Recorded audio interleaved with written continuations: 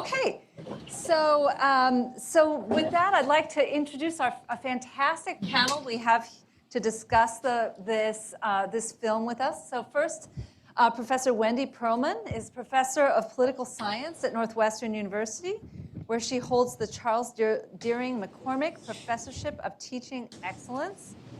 Her research focuses on the comparative politics of the Middle East, social movements, political violence, refugees and migration, emotions and mobilization, and the Arab-Israeli conflict. And from her first book, 2003's Occupied Voices, Stories of Everyday Life from the Second Intifada, to her latest, 2017, We Crossed a Bridge and It Trembled, Voices from Syria, Wendy's work is grounded in the power of narrative, truth-telling, and bearing witness to lived experience. Thanks for being here.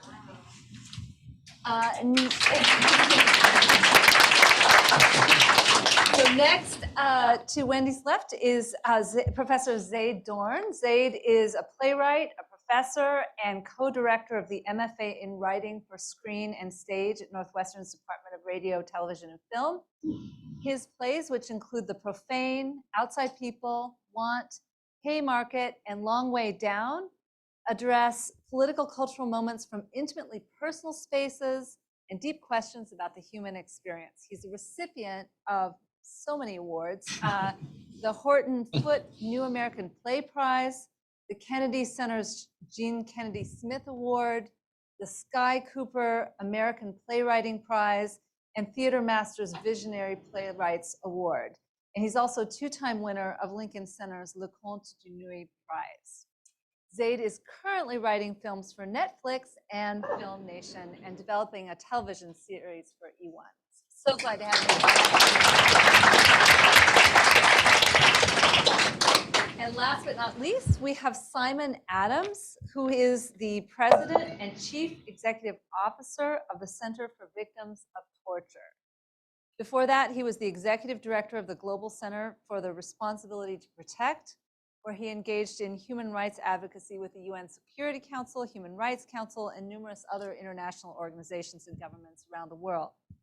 Dr. Adams has worked closely with human rights defenders and civil society organizations in Syria, and also in the Democratic Republic of the Congo, Myanmar, Venezuela, and numerous other conflict zones. So happy to have Dr. Adams has worked closely with Okay, so welcome to all. Thank you for being with us, and let's dig in. I think that was a quite heavy experience we all had, so maybe to begin and decompress, we could just do a quick round robin and just ask each of you, to share your raw feeling right now in a word or two. What are you sitting with right now? What do you think you'll take away from this experience of viewing this film? And maybe I'll start with you, Rana, because you're seeing this film through different eyes than all the rest of us, of course. So what was it like for you today? So this is the first audience in the U.S. to see Can the we film. hear? So, am I loud enough? Am I We loud need to get enough? your microphone. It's here. It's here. It's probably hiding. There we go. Hello. Thank you. Thank you. All right, I'll talk like this. Is that okay? Yes. So this is the first time to watch this film with an audience in the United States. So I think, first of all, I just feel really grateful and overwhelmed to be here with you all, and very, very touched by your presence. And I just, might I say a few words? Sure. First of all, thank you. There are some remarkable people in this room without whom this film wouldn't have been possible. Chicago Media Angels members are here. They are our U.S. co-producers. We would not have been able to make the film without them.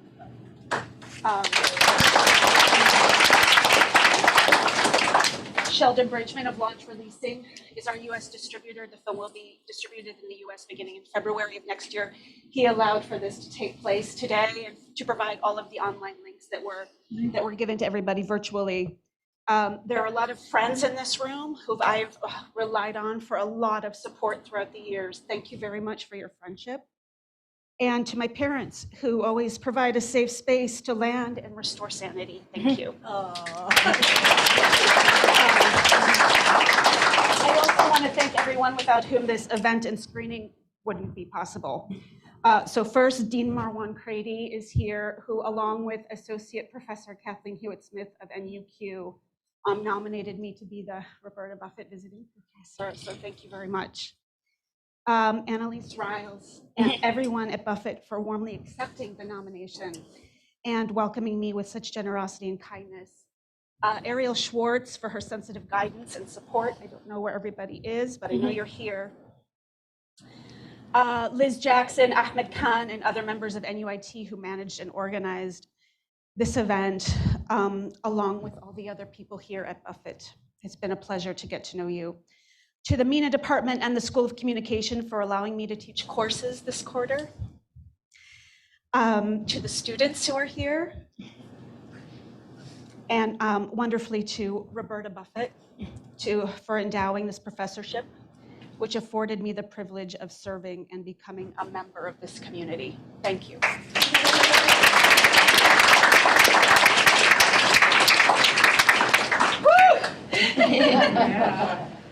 So how do you feel? Grateful, happy, welcome. Great. Wonderful, fantastic.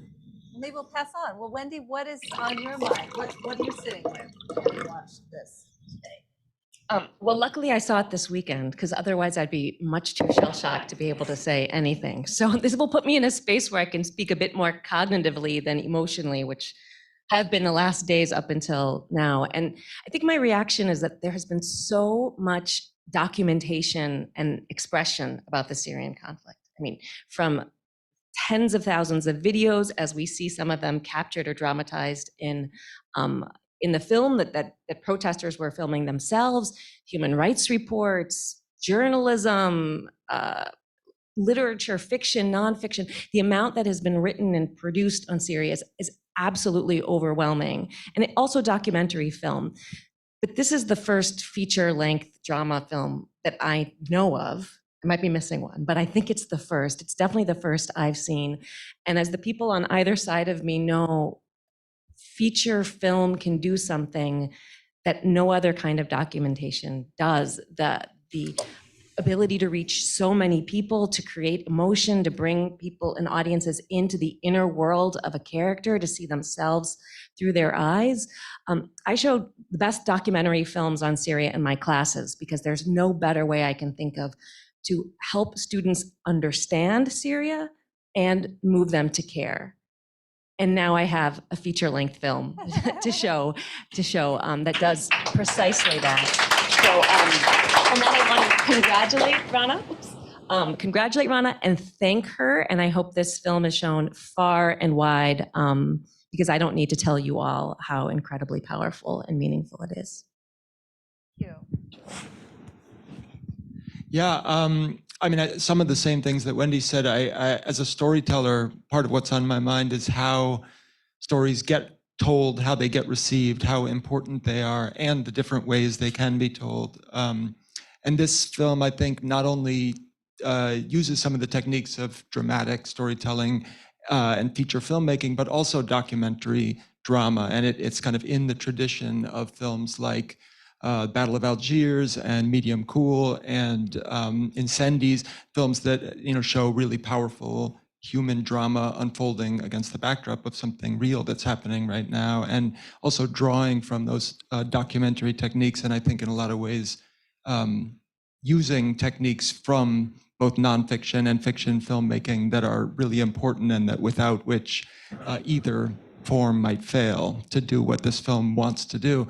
And the film, of course, is explicitly concerned with audience and what we're hearing and what we're not hearing, and whether a global audience is paying attention and understanding. So it's really fascinating to see a film that tackles that both explicitly and implicitly. Thanks for that. This is actually the third time I've seen the film. Oh. The first time was actually with Rana and us in Qatar, crowded around a laptop when the film was still being developed, and I think it wasn't completed, and they started showing me part of it and then would say, look, don't worry, just watch this. I said, no, let it keep rolling, and just sat there trying to watch as much of it as I could. Second time was at home, and this is the third time, and the first time with an audience. And I could see people literally being on the edge of their seats for the ending there. We had a little bit of a delay to get to the punchline, but that's how I felt every time I've watched it so far.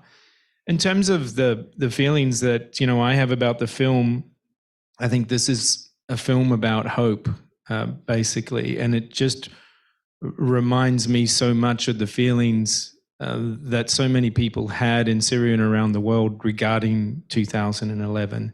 And I was privileged to be in contact with many of the people inside the country who were leading the revolution, people who were documenting human rights abuses. In some ways, I'm one of the people that those videos were going out to, who was trying to use them in advocacy with the UN Security Council, with the Human Rights Council, and other people who could make a difference regarding Syria. And so I think that's the other part of the film, which is so hard to watch, is the hope turning to a kind of a season of despair. And I think that, people would often talk about the UN kind of being the corridors of power, but it felt like the hallways of indifference to me in sort of late 2011. And then as the conflict got worse and worse and worse, and it was clear that nothing was going to be done to help the Syrian people. And so that's the kind of the feeling that I take away from it. But I think it's also basically a story about love and about intestinal fortitude, about courage of conviction. And so it's an incredibly powerful film, and I really hope, as everyone here does, that many more people in the United States of America and around the world get to see it. Well said. Well, maybe, Rana, we'll come back to you. So you are the director, but you also wrote the screenplay. So maybe picking up on some of the comments that we've already heard, could you talk a little bit, following upon Zayd's point, about why you told the story the way you did, and why you chose these characters and this particular narrative, and how that evolved for you? So when the events started to happen in March 2011, my husband and I did nothing to help. Although it was a movement we supported, fear got the better of us. And we also had passports that were going to allow us to leave the country if we got too afraid. And yet there was the need to sort of testify about what was happening, because the reason why we do fiction is because it helps us process reality. And it was so hard to understand what was happening moment by moment, and the stress that it was putting on friends and family, and even within our own home. And it was a very stressful situation, minute by minute, to be living through this. And I think you see some of that in the film, just sort of the toll that it takes on a family, which was part of the story that was, I guess, what I was living through. And so that's part of what was interesting for me. I think for Enes, what became, again, because he had a passport that allowed him to leave, he was really struck by this idea of what it would mean to leave and then come back. Because when you leave and you're leaving your family and friends, would you ever be able to return, and under what condition? And the other thing is that, speaking to just the stress it puts on a family, we didn't even know how to communicate with each other at this time, Enes and I. It was I wanted to leave, he wanted to stay. This was a moment in time when everybody thought the situation was going to get better. After 2 weeks, after 2 weeks, after 2 months, after 2 months, this was this thing that was being said. But when you're in it, it's hard to see it for what it is. And I remember I would, be talking, Skyping with my parents, and they would be saying, "Come home." And I would say, "It's not so bad, it's okay." And they'd be like, "What?" But anyway, I finally came home. And so in the beginning with the writing, it was really hard just to write that it was taking place in Syria. So for the first, so this was developed over a 10-year period. I would say it took me about 2 years. So I was writing the initial drafts of the screenplay over a 2-year period.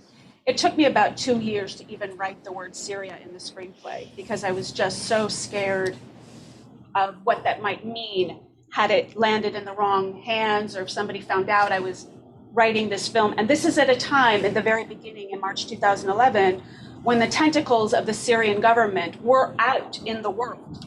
So there was a composer, Malik Jandali, who in Washington, D.C. had written a new piece that he played for an audience. His family back in Homs was beat up by the government. Ali Farzat, who was a political cartoonist in Syria, was captured and they broke his hands so that he could no longer draw again. So there was always this sort of concern about what this would happen. I went to demonstrations here with my dad in Chicago. And there was, as we were demonstrating, we were wondering, well, who might be watching us from the windows up above in these buildings. So that, just the fear factor in writing this was a big hurdle.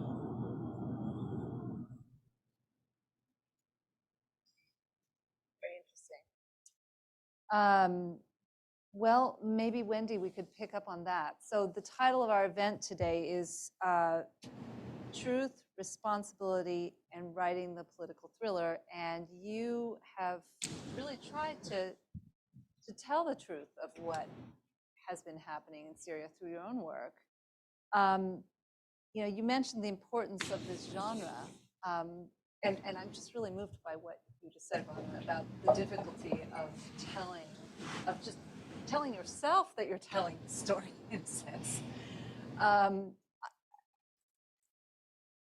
Wendy, what do you think is being communicated specifically in this film that is different or new compared to other, all those other materials that you mentioned, all those other ways of telling the truth of the situation? And how does the film help us to understand the complexity of what it even means to tell the truth or to tell yourself that you're telling the truth?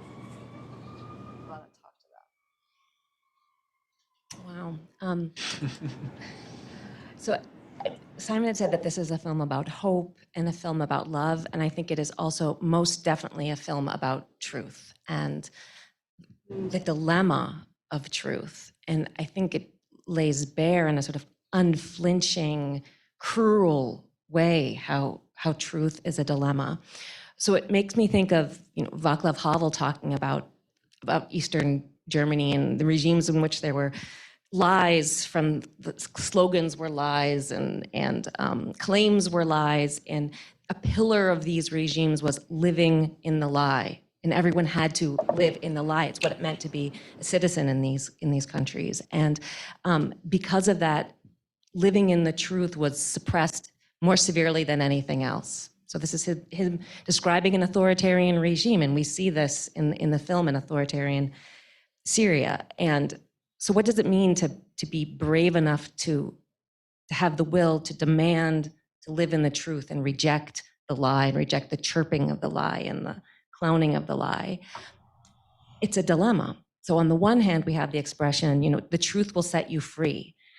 And for me, that's captured in the film, the clip we have of Zayd in the protest, and the sheer joy and power and liberation that he and his friend feels, that entire power of the world. We're here and we're saying our truth and we're going to win. And that's truth will set you free on an emotional, psychological level of liberating yourself and refusing to live the lie, on the one hand. And on the other hand, we see that these regimes aren't going to give up without a fight. And as the sort of the officer and the from the secret police or the intelligence says in the end, tell your truth. Nobody cares. Nobody's paying attention. Nobody's listening. So you can tell your truth, but you might pay the ultimate price for it. And Nabil Najad disappears for 30 years. Zayd, when he has that feeling of liberation, doesn't know that he's next. And Mazen comes home in a body bag. And this truth is the dilemma then, is what we are left with in that final scene of what will Sammy do when faced with this test, with this choice. Will he choose to say his truth, even though we can guess what will happen, not only to him, but also to his family? Or will he choose the safety of the lie? And I think what was so meaningful for me in the film is there is that suspense. Maybe not as much suspense as you guys apparently had, but there is, even as planned, there's deep pause and moments that go by when we as viewers wonder what Sammy will do.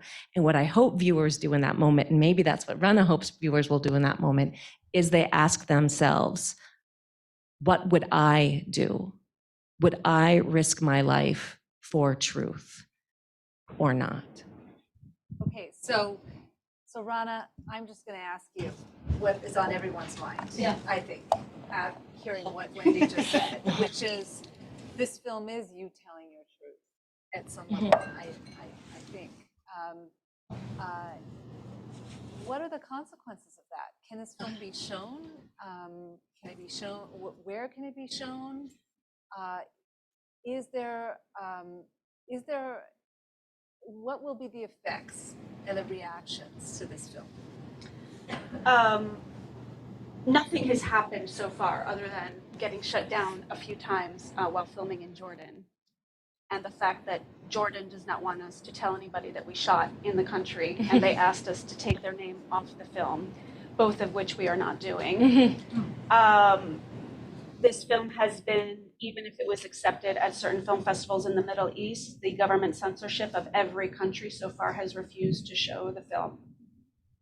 China will not show the film. We didn't even ask Russia.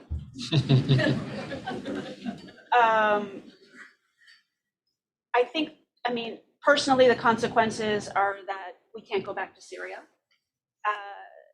It's true also for my dad, for example. He cannot go back to Syria now because of this film.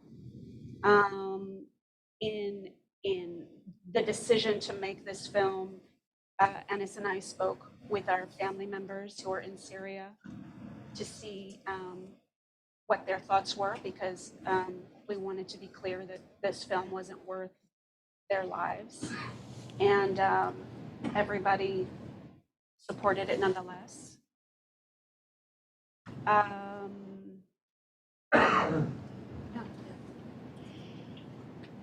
Thanks for sharing that. Okay, so let's take the second term in our title, which is responsibility. So Simon, let me turn to you. Obviously you've spent your career being a human rights defender. The film is not just about the responsibility of nation states, but it's about personal responsibility too, right?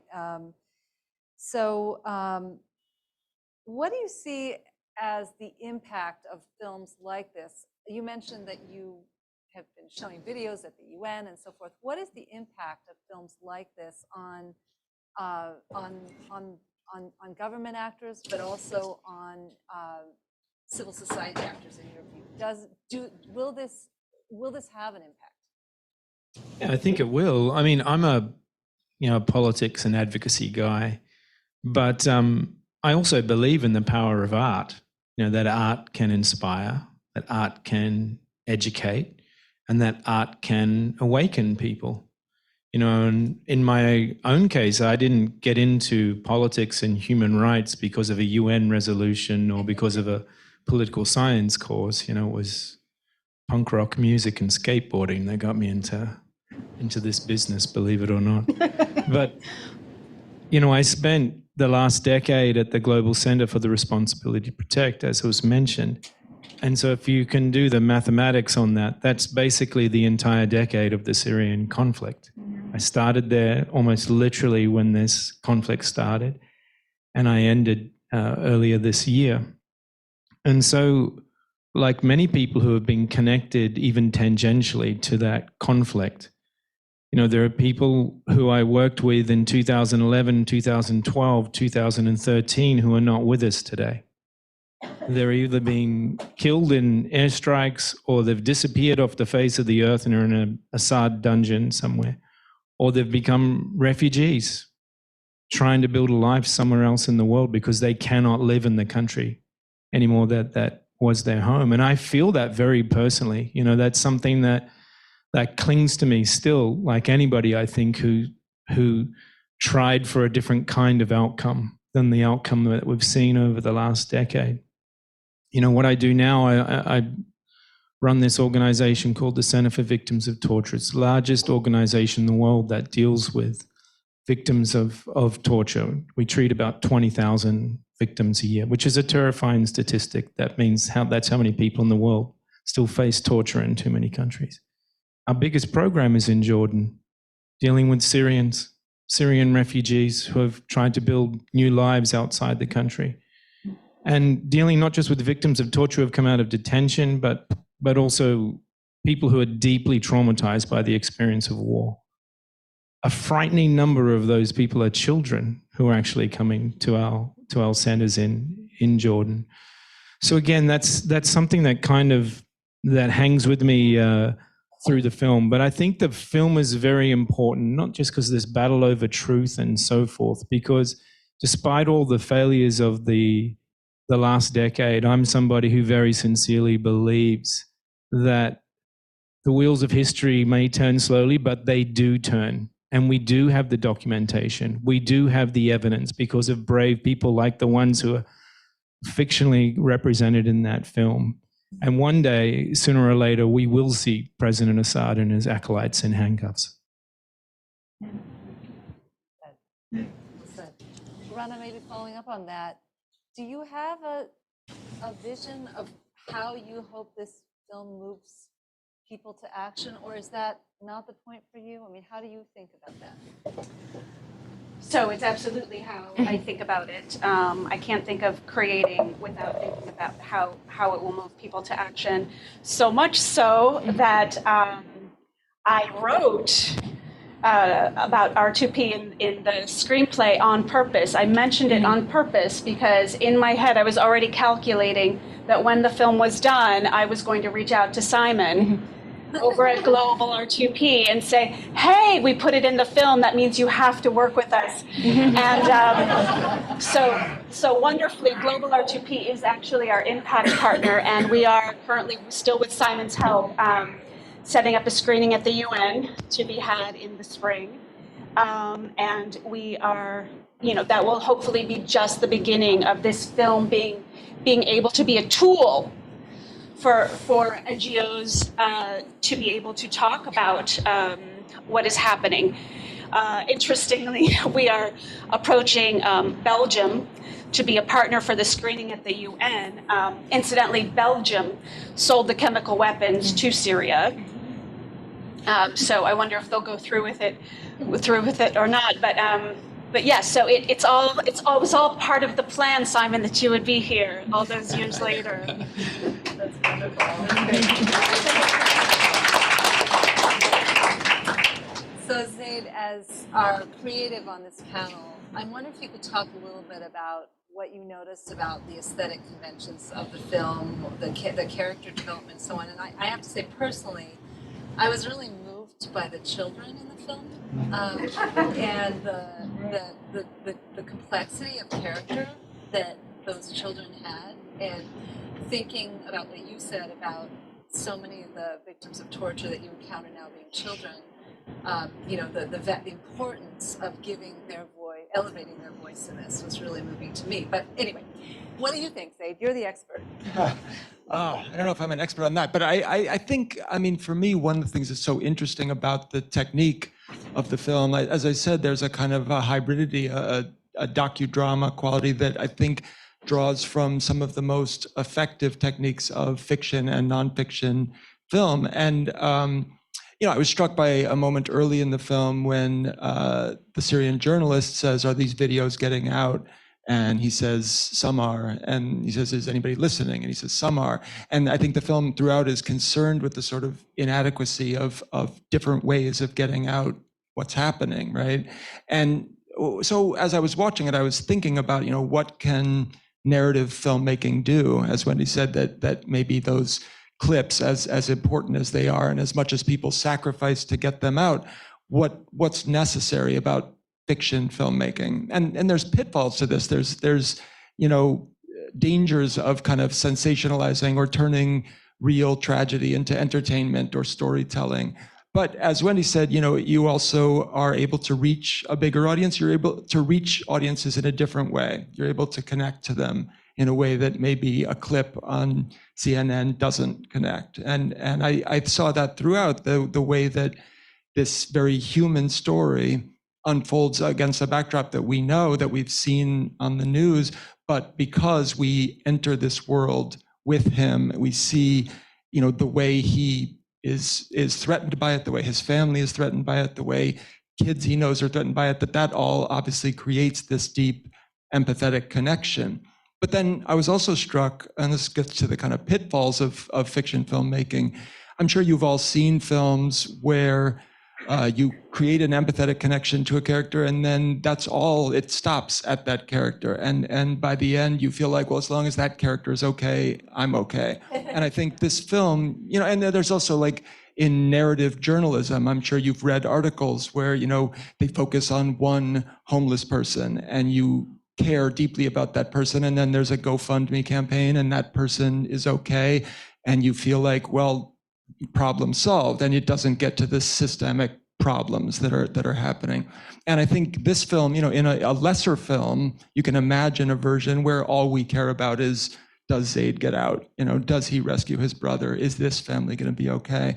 And I think to its credit, the way it ends and the way it kind of questions throughout the bigger issues, not just this family, but like this is one family in a tapestry that we glimpse, we see bodies, we see other families being destroyed. And so by the end, it's not really a question for him or for us of whether Zayd gets out. It becomes a bigger story, and a story about the politics of the problem. I mean, I think about Bertolt Brecht, who writes about, a kind of drama where you don't just see human beings struggling with what human beings, but you see exposed the systems that human beings have created. And you see those systems not just as inevitable backdrop, but as systems created by human beings and therefore capable of being changed by human beings. And so that was very strong for me. Interesting. Well, Rana, maybe we could push you to comment on that. I mean, how did you think about the dangers of voyeurism or people consuming other people's trauma, et cetera? I mean, obviously this must have been very much on your mind. Absolutely, and Zayd and I actually had a conversation about that just a few weeks ago, about how can you justify manipulating the truth in order to be palatable in the fiction world for an audience. And as Zayd was saying, and Zayd, by the way, is teaching a course this quarter now on writing the revolutionary political drama. So this is something directly up his alley.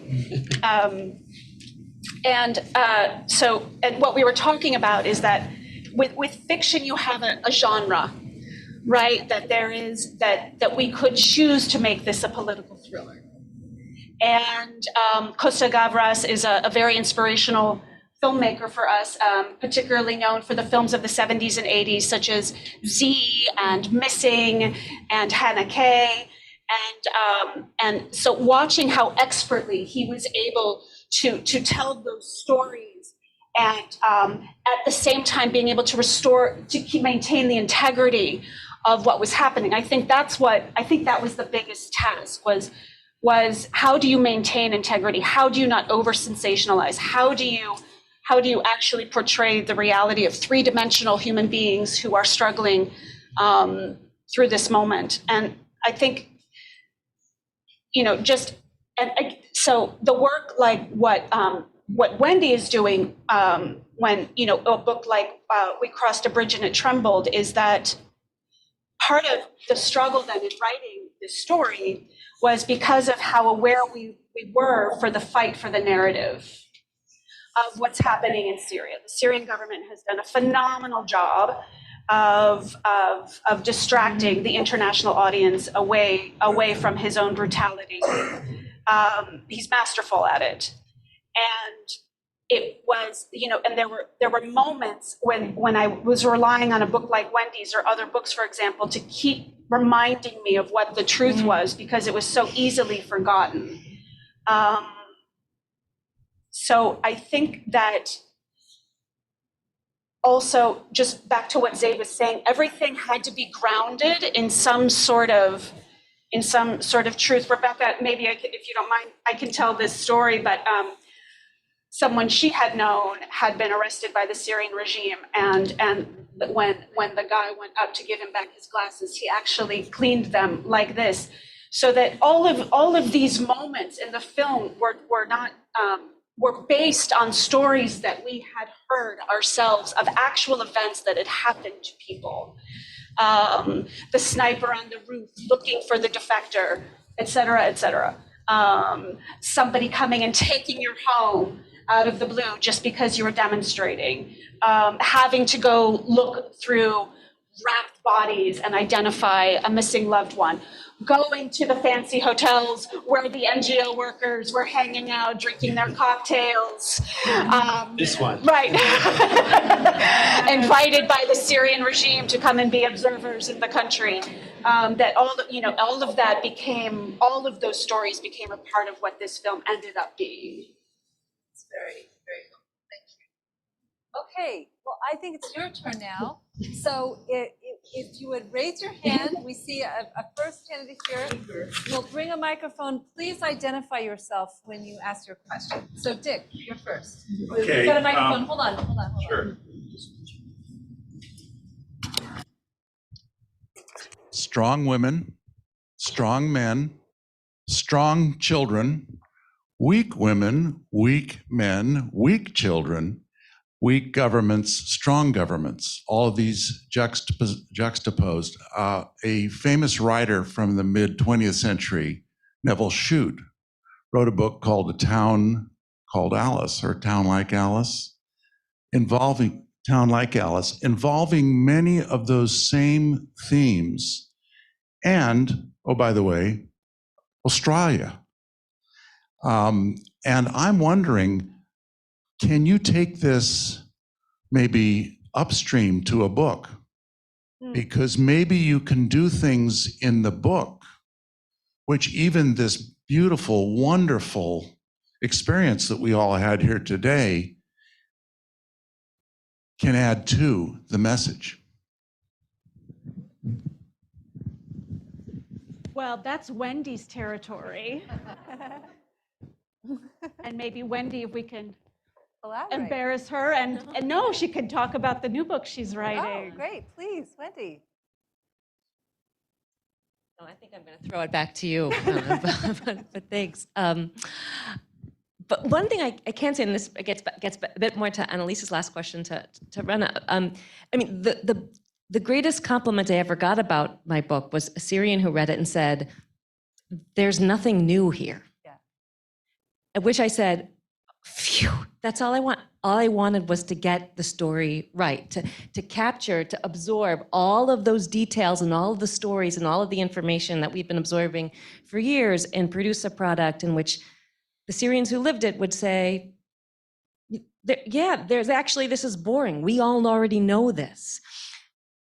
But produce it in a way that will blow the minds of non-Syrians, that will leave them saying, no way, that can't actually be what this place is like. So, and I think that is one of the many beautiful things in this, in what you've done, is that it captures that. It represents the reality accurately in a way that will move other people. And my new book is about Syrian experiences of home, but I'll talk about that at some later occasion. Fantastic. Can I, just add something to that? Because I thought that was really interesting, the idea of there's nothing new here. One of the parts in the film that really struck me was the book that they had created, that it had the images and the text about Kent State and about Tiananmen Square.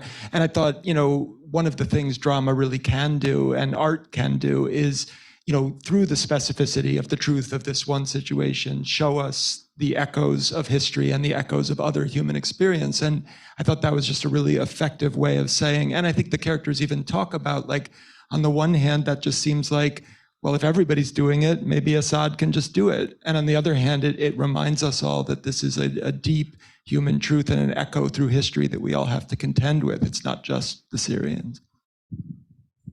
Interesting, and interesting that the two positions were actually explicitly voiced in the script. We have a question, Rana, from one of your students, one of your RTVF students, who says, I was really interested in the theme of translation itself as a corollary to hiding or inaction. And can you elaborate a little bit on what that metaphor means to you? Yeah, great question. Thank you. So Syria is a complicated situation, right? So, I mean, that's part of, again, what the Assads do so well is they make it so complicated that it's very hard for people to know who the good guy is and who the bad guy is, right? In this binary way. So Sammy being a translator was also a way for him to translate to us what was happening. Also, I love our sales agent came up with the tagline, a mot can change your life, a word, sorry. I did it because they're French. Yes, sorry. A word can change your life forever. Which I just loved because it was this, back to this idea that words matter. And then also the ability to create this character who was hiding.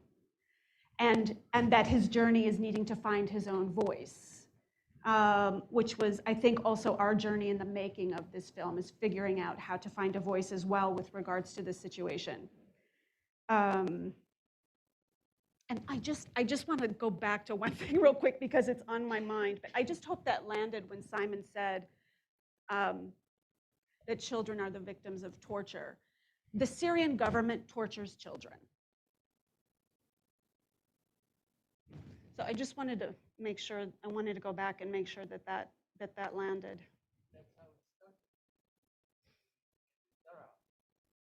That's exactly right. Yeah.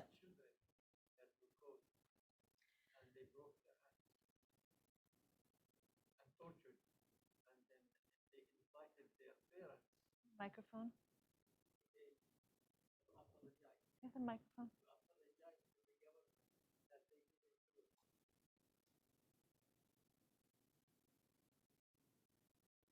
Well said. Yes, the Syrian Revolution started with children. Other questions? I saw another hand. Yes, please. Could microphone over here, please? Please just introduce yourself. Thanks. Hi, I'm Jean. I'm Rana's friend from high school. Very proud friend. You mentioned. She's a writer for the Washington Post. Oh, hey, there you go. Okay, all right, there you go. So I wondered, you mentioned the subject of international pressure in the film a couple of times, and I wonder, has that ever really made much of a difference in this whole conflict? Has pressure from the outside worked? And then second question, you also mentioned that Assad is a master at manipulating public opinion. Do you mean internationally or only domestically? And if internationally, how does he do that? Does he have PR firms or? So maybe I'll, and Simon, maybe you can add to this as well, and Wendy as well. So we know from WikiLeaks that Assad purposefully opened up the borders to allow radicalized Islamists to enter the country and eventually create what is ISIS.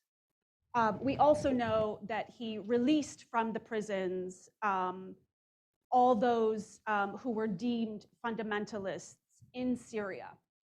And he knew that if he did that, if he created this radicalized Islamic or allowed it to prosper, that the international community, because they are already very, in general, afraid of Muslims as it is, and they don't really have, in general, I'm saying, right, that there is a lacking on behalf of the international community of understanding the nuances of what it means to be Muslim. And so he took advantage of that. He took advantage of knowing that the international community would more readily intervene on behalf of attacking ISIS rather than challenging his own power. the scene with the book that his brother is writing. So there are 5 countries that are mentioned. There's Russia, the UK, China, France, and the US. These are the 5 permanent members of the UN Security Council, right? So they are also the largest traffickers of illegal weapons. And what was interesting, what happened in all of these deliberations about whether or not to hold the Assad regime accountable was that China and Russia always vetoed. So nothing was able to go forward. In terms of the Obama administration, from the Syrian perspective, it was very mishandled. At one point, he had drawn a red line of the use of chemical weapons. And by the way, according to people who were in Syria at that time, that was the one and only time the Syrian government was ever afraid. Was they were worried that that Obama would actually follow through with that red line. And when he didn't, they were emboldened, very proud of themselves. And I think dangerously what this does is it sets another, it's another level of violence that the world has now accepted is possible. And so, and again, another way in which they are masters, for example, is when there was an interview, I don't remember if it was with Barbara Walters or with somebody else, but Assad was asked point blank, why aren't you controlling your borders? And it was an American journalist, and Assad said right back, why aren't you able to control yours? Mm-hmm. But they do this on, I know from stories of people who were there that they know how to do this. They plan these things in advance. They know how to twist and manipulate Western words. There's a coded political language. And they know how to use these codes. Maybe if you want to. Yeah, please. First of all, I just want to acknowledge that Australia gets a great mention through the film and has also been mentioned by the audience, so it's good to see. Yeah, look, the Syrian war is a propaganda war, and again, that's a theme through the movie as well, right? And it's probably the first major conflict of our times which has been thoroughly documented on iPhones, watched on YouTube and Twitter. And, you know, gone are the days where something would happen on the other side of the world and it would be days or weeks before footage came out. You know, I had a friend of mine, Kamal Bamahaj, who was killed in the Dili massacre in East Timor in 1991. It took 2 weeks for the video of that massacre to actually reach the rest of the world. If something happens in Syria, it can be on your iPhone within 5 minutes. Somebody's going to film it, someone's going to upload it. And so that's made the information war just all the more kind of important. On the issue of influence, you know, it's very clear. I mean, the record reflects that China and Russia together, or Russia by itself, have used their veto more than 16 times at the UN Security Council to block international action regarding Syria. And they've also engaged in the kind of more general propaganda war around this, trying to portray the opposition in particular kinds of ways, trying to portray people, including people like myself and organizations like the ones I work for, as simply being agents of American imperialism or something like that, which is incredibly insulting, of course, to the people in the ground in Syria who have risked everything to express their political views. But you see this, I think, most dramatically around an organization like the White Helmets.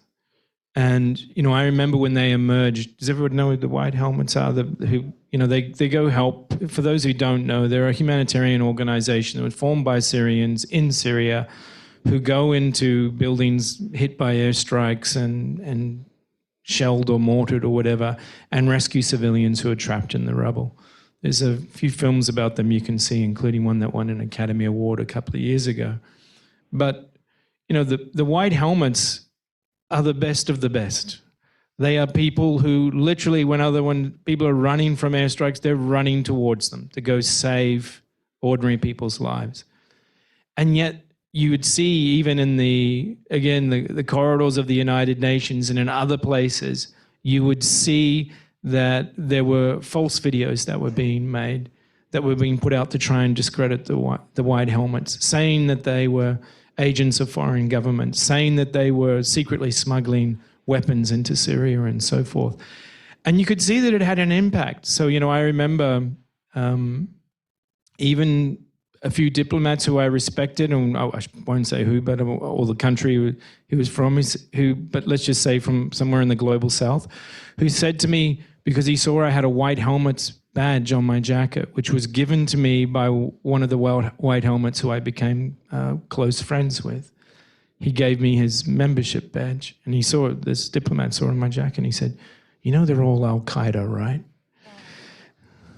So even somewhere where you would expect a level of political and informational sophistication that would see through that and see through the propaganda, you can still see that this is contested space. And that's why I think, again, the movie really goes into that whole issue of who controls the truth, what is the truth. And of course, the final and most powerful scene trying to get somebody to actually deny his truth. And, I think that's why that final 5 seconds was definitely worth waiting for at the end today. Well, maybe this is a perfect segue to a last question, which is from a viewer online who says, as an ordinary person who lives an ordinary American life, one response would be, well, this is horrible, but what can we do? And there's a lot of news fatigue out there. So what can average people do today to help the situation in Syria? And I think we've got a number of folks here. I'd love to hear from each of you on that.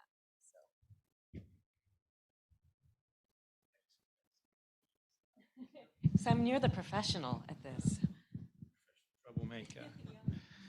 That's what my mum says, professional troublemaker. Yeah, there are many things people can do. I mean, I don't think anybody should walk away from this film screening feeling a sense of despair. I would ask you to look back to the opening scenes of that movie, which are very reflective of the tremendous enthusiasm that people felt in the early months of 2011.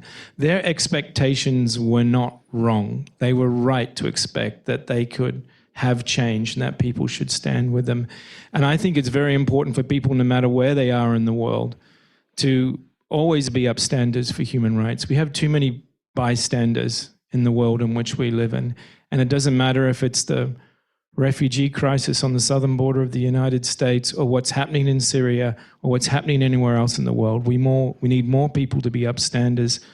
Get involved in your local civil society organizations, whether it be the Center for Victims of Torture, who's always looking for people to help, and also always looking for donations, whether it be us or whether it be many of the other organizations in people's local communities. I just think that how do we stop something like that happening to another group of people, or happening in this country, or happening in somewhere else in the world?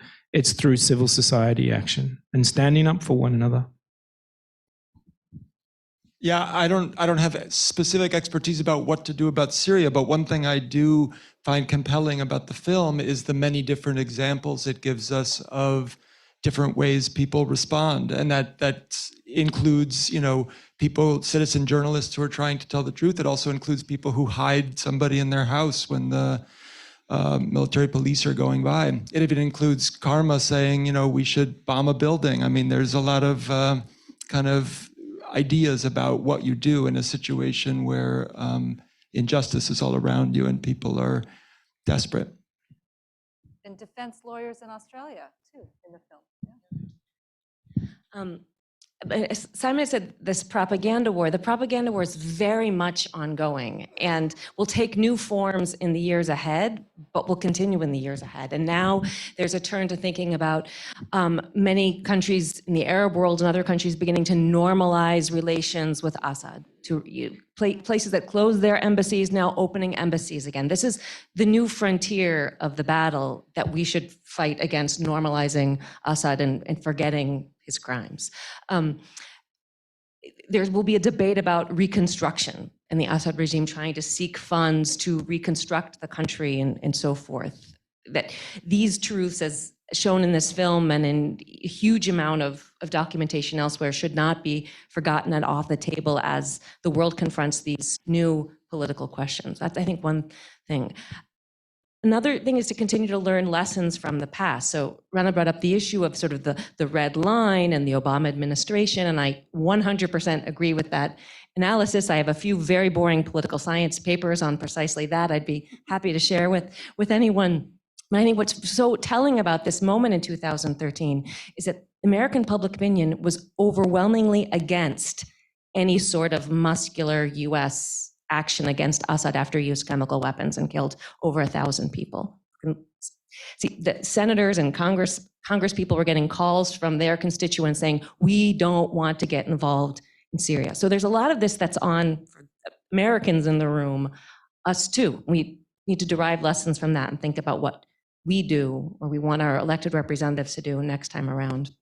And I would just say, finally, that we all, as in making donations or volunteering our time, can invest in the Syrian people, whether they're refugees outside the country or those inside, that people still want to struggle to build dignified lives, educate their children, achieve their professional aspirations, their artistic aspirations, their personal aspirations. That requires funds. It requires safe spaces. And that is something that we can all, whether financially or in politically advocating for larger refugee resettlement in the United States and other countries, can try to advocate for as well. So Simon rightly said that there is love and hope in this film. This film is a love letter, not just to the Syrian peaceful protester, but to peaceful protesters throughout history. And so I think we can all think about what that might mean in our own lives, to do something, to protest peacefully, to use our words. And you can tell everybody to go see the film. Well said, well said. Fantastic. Well, that's a great, absolutely. That's a great place to end. We will tell everyone to go see it. I just want to thank this tremendous panel we've had today. Fantastic. And Rana, let me just say it is such an honor to have you as a colleague, and thank you so much for the work that you do and for today. So The thanks are all mine. The thanks are all mine. Thank you so much. bravo, bravo, bravo.